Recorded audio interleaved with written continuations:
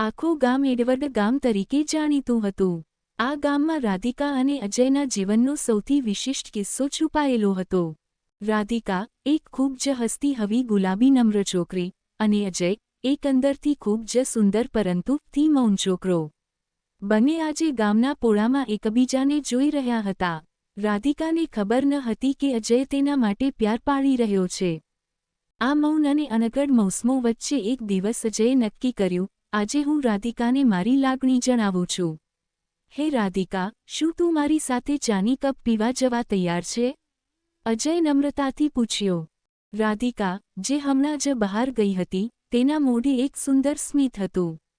તે મનમાં જાણતી હતી કે આ છોકરો તેની સાથે બેસી વાત કરવા માંગે છે, પરંતુ એ ખરેખર આ વાત લાવશે કે નહીં તે ખોટું હતું.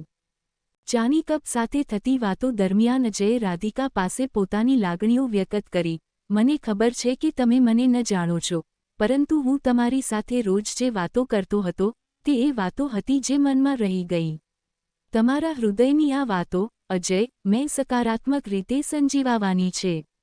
મારા માટે આ કહાણી એક નવી શરૂઆત છે, રાધિકા એક નમ્ર ટોનમાં કહ્યું.